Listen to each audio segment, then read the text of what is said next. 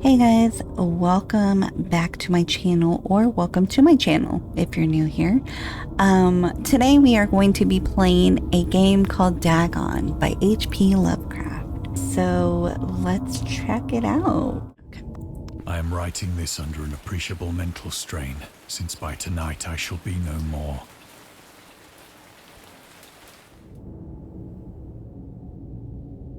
Someone should be hitting it. Okay. Penniless, and at the end of my supply of the drug which alone makes life endurable, I can bear the torture no longer, and shall cast myself from this garret window into the squalid street below. Okay. Do not think from my slavery to morphine that I am a weakling or a degenerate. When you have read these hastily scrawled pages, you may guess, though never fully realize, why it is that I must have forgetfulness or death. Okay. It was in one of the most open and least frequented parts of the broad Pacific that the packet of which I was supercargo fell a victim to the German sea raider.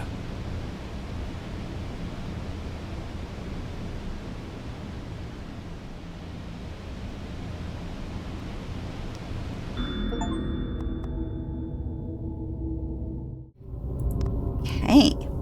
You can read and discover the trivia immediately or go back to them later. This can be changed at any time. Okay.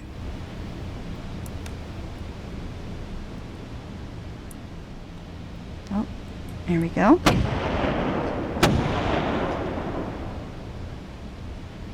The Great War was then at its very beginning, and the ocean forces of the Hun had not completely sunk to their later degradation.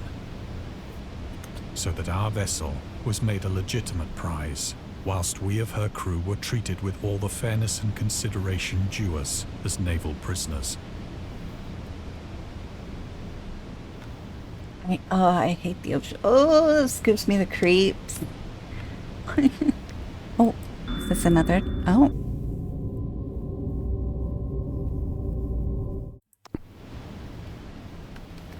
Oh, here's another one. So liberal, indeed, was the discipline of our captors, that 5 days after we were taken, I managed to escape alone, in a small boat, with water and provisions for a good length of time.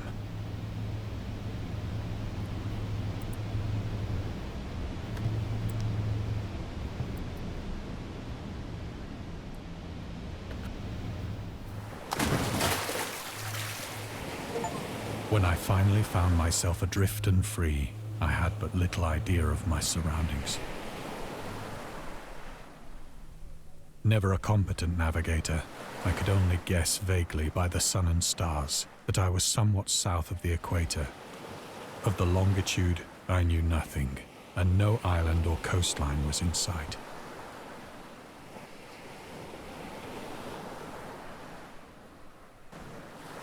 I don't see anything. Oh. The weather kept fair, and for uncounted days I drifted aimlessly beneath the scorching sun, waiting either for some passing ship or to be cast on the shores of some habitable land.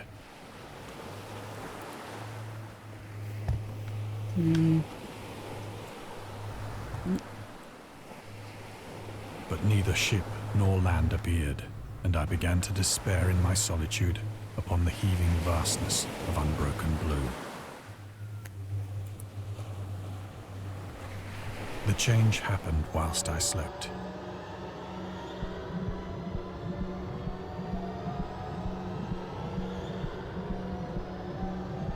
Its details I shall never know. For my slumber, though troubled and dream-infested, was continuous. Ah! Ah! When at last I awoke, it was to discover myself half sucked into a slimy expanse of hellish black mire, which extended about me in monotonous undulations as far as I could see. and in which my boat lay grounded some distance away. Though one might well the boat imagine that is my right there. first sensation would be of wonder at so prodigious and unexpected a transformation of scenery, I was in reality more horrified than astonished. For there was in the air and in the rotting soil a sinister quality which chilled me to the very core. The region was putrid with the carcasses of decaying fish and of other less describable things which I saw protruding from the nasty mud of the unending plain.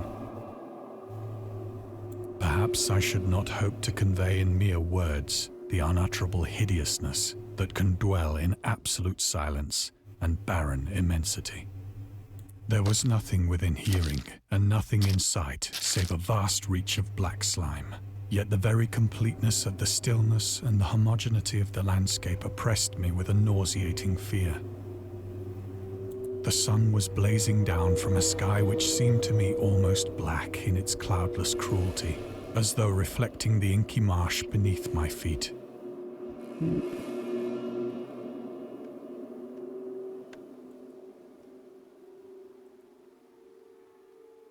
Oh, my boat. Ew! As I crawled into the stranded boat, Dang, that's a I big realized fish. that only one theory could explain my position.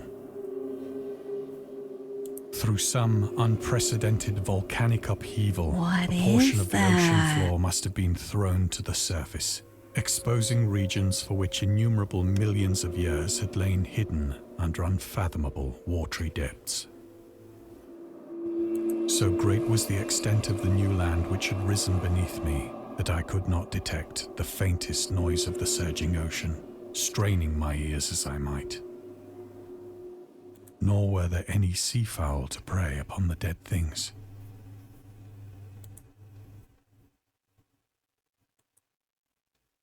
Oh.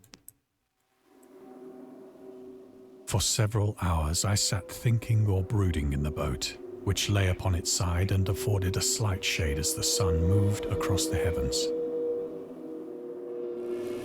As the day progressed, the ground lost some of its stickiness and seemed likely to dry sufficiently for traveling purposes in a short time. That night I slept but little, and the next day I made for myself a pack containing food and water, preparatory to an overland journey in search of the vanished sea and possible rescue. We're still out here? Oh. On the third morning, I found the soil dry enough to walk upon with ease. The odor of the fish was maddening, but I was too much concerned with graver things to mind so slight an evil, and set out boldly for an unknown goal.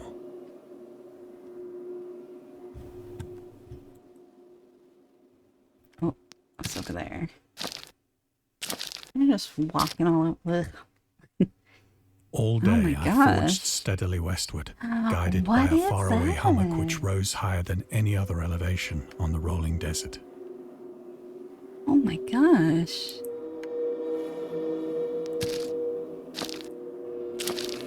They're huge. Oh my god. Massive. That night I encamped, and on the following day still travelled toward the hummock. What though is object that? seemed scarcely nearer than when I had first espied it. Okay, keep walking. Where are we at? By the fourth evening, I attained the base of the mound, which turned out to be much higher than it had appeared from a distance. An intervening valley setting it out in sharper relief from the general surface. Too weary to ascend, I slept in the shadow of the hill. I know not why my dreams were so wild that night, but ere the waning and fantastically gibbous moon had risen far above the eastern plain, I was awake in a cold perspiration, determined to sleep no more. Such visions as I had experienced were too much for me to endure again. And in the glow of the moon I saw how unwise I had been to travel by day. Without the glare of the parching sun, my journey would have cost me less energy. Indeed, I now felt quite able to perform the ascent which had deterred me at sunset.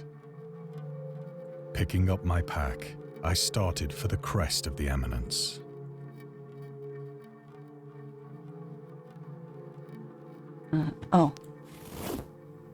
I have said that the unbroken monotony of the rolling plain was a source of vague horror to me. But I think my horror was greater when I gained the summit of the mound and looked down the other side into an immeasurable pit or canyon, whose black recesses the moon had not yet soared high enough to illumine. I felt myself on the edge of the world, peering over the rim into a fathomless chaos of eternity. Oh. Through my terror ran curious reminiscences of Paradise Lost, and of Satan's hideous climb through the unfashioned realms of darkness. As the moon climbed higher in the sky, I began to see that the slopes of the valley were not quite so perpendicular as I had imagined. Ledges and outcroppings of rock afforded fairly easy footholds for a descent, whilst after a drop of only a few hundred feet, the declivity became very gradual.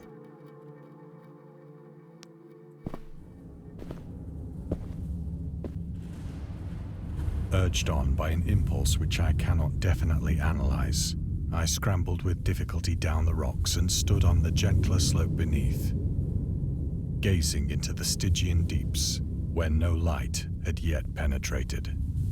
All at once, my attention was captured by a vast and singular object on the opposite slope, which rose steeply about 100 yards ahead of me.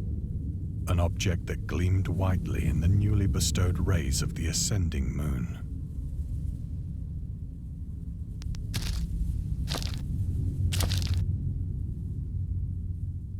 That it was merely a gigantic piece of stone, I soon assured myself. But I was conscious of a distinct impression that its contour and position were not altogether the work of nature. A closer scrutiny filled me with sensations I cannot express.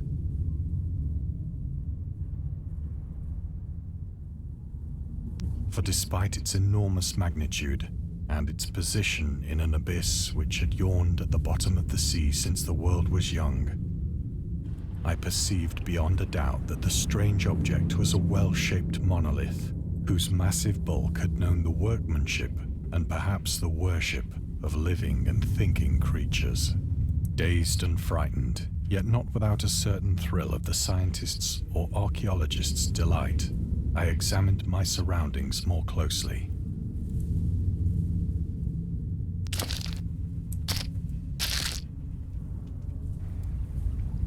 The moon, now near the zenith, shone weirdly and vividly above the towering steeps that hemmed in the chasm,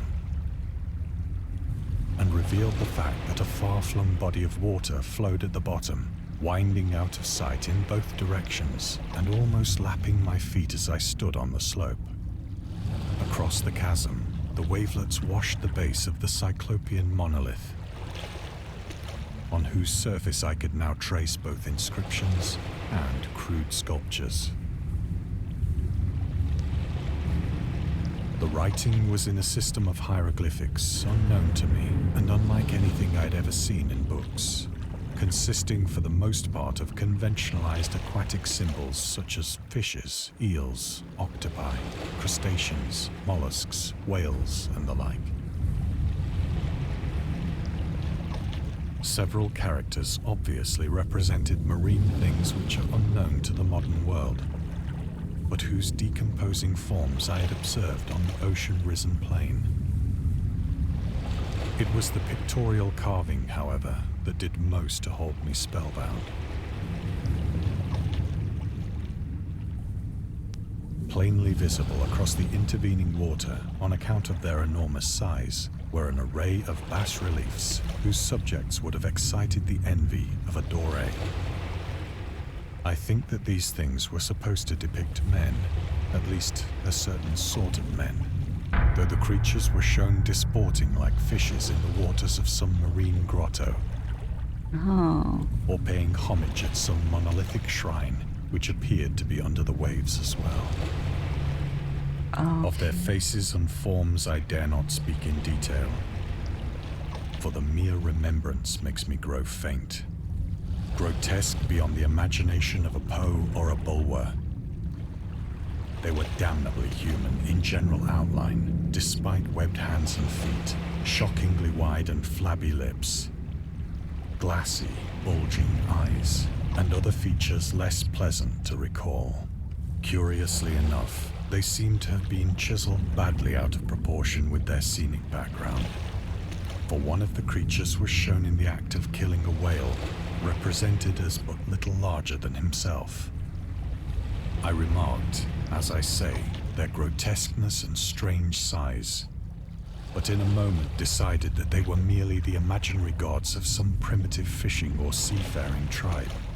Some tribe whose last descendant had perished eras before the first ancestor of the Piltdown or Neanderthal man was born.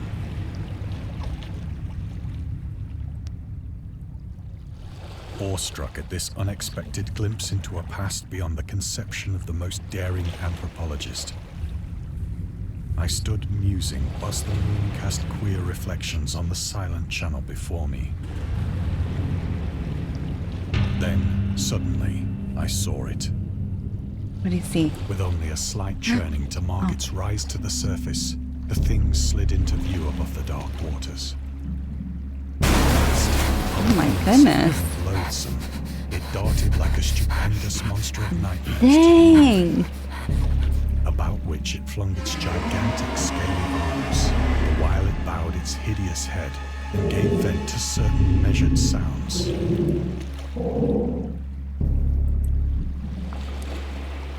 I think I went mad then. Of my frantic ascent of the slope and cliff, and of my delirious journey back to the stranded boat, I remember little.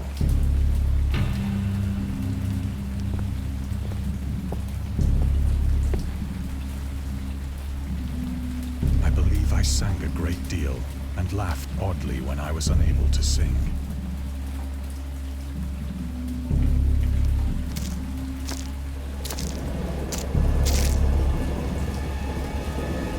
I have indistinct recollections of a great storm sometime after I reached the boat.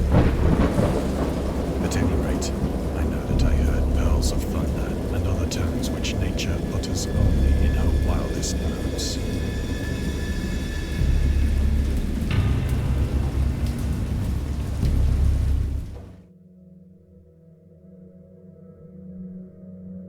When I came out of the shadows, I was in a San Francisco hospital, brought thither by the captain of the American ship which had picked up my boat in mid-ocean. In my delirium, I had said much, but found that my words had been given scant attention.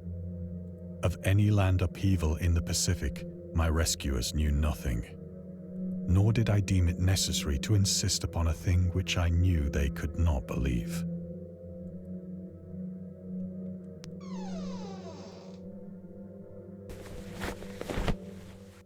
Once I sought out a celebrated ethnologist and amused him with peculiar questions regarding the ancient Philistine legend of Dagon, the fish god.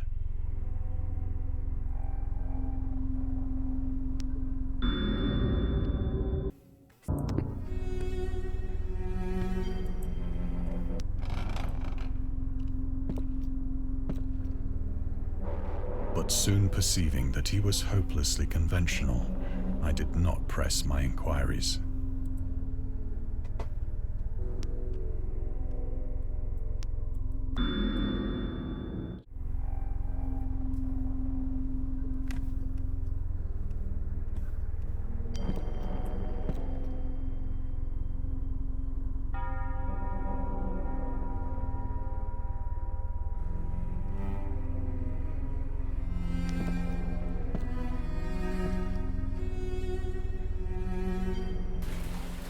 It is at night, especially when the moon is gibbous and waning, that I see the thing. I tried morphine, but the drug has given only transient surcease and has drawn me into its clutches as a hopeless slave.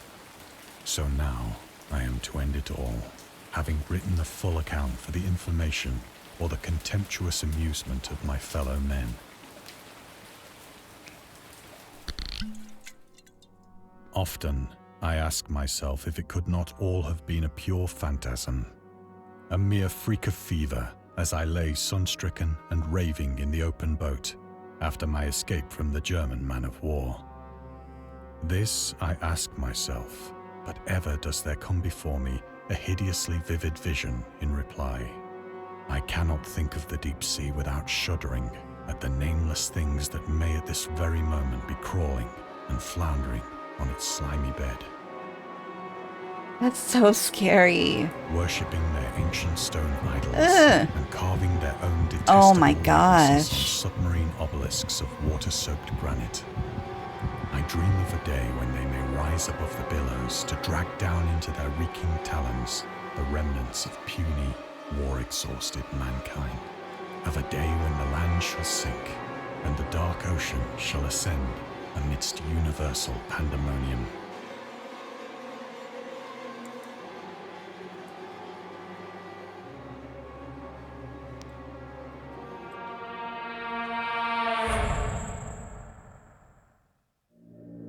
The end is near. I hear a noise at the door, as of some immense slippery body lumbering against it.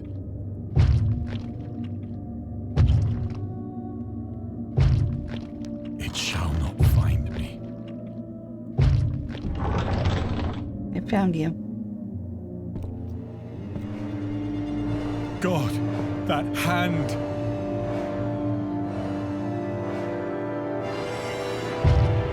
The window! The window! I can't move.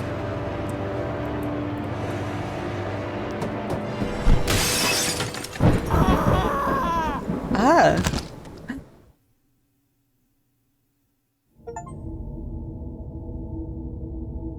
Oh my gosh. All right, so that was Dagon.